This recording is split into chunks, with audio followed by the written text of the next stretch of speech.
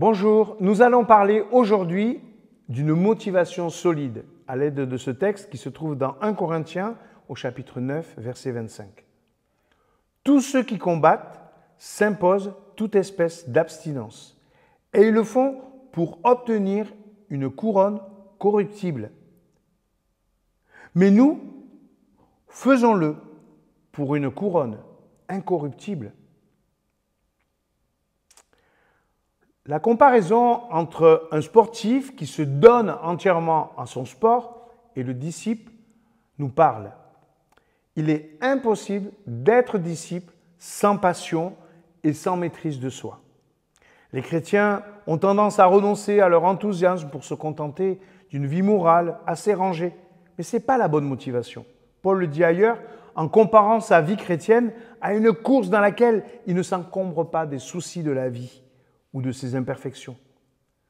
Pourquoi la discipline est-elle aussi importante pour le disciple? Pour devenir performant dans son domaine. Et son domaine, c'est le témoignage. Des chrétiens sincères me disent que ce n'est pas leur truc le témoignage. Mais on peut difficilement imaginer un champion de tennis vous dire que le tennis, ce n'est pas son truc. C'est juste sa raison d'être. Aucun disciple ne peut éviter cette question de son témoignage. Il y a plusieurs méthodes, il y a plusieurs contextes, il y a plusieurs publics. On peut parler par son attitude, mais il y a une seule vocation pour le disciple, communiquer l'Évangile. La vraie question n'est pas « est-ce mon truc ?», mais bien « comment en faire mon truc ?»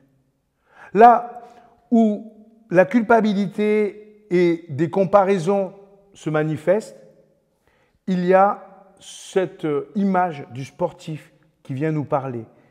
Le sportif doit connaître son talent, ses points forts et les travailler. Le talent ne suffit pas, il faudra aussi du travail. Au lieu de fuir notre vocation de disciple, osons affronter cette question. Comment témoigner de sa foi avec ses propres talents? Et si la motivation n'est pas là, eh bien je vais la travailler. Mais quand tu oseras témoigner, tu pourras devenir un bon témoin. Là où tu es, là où tu en es.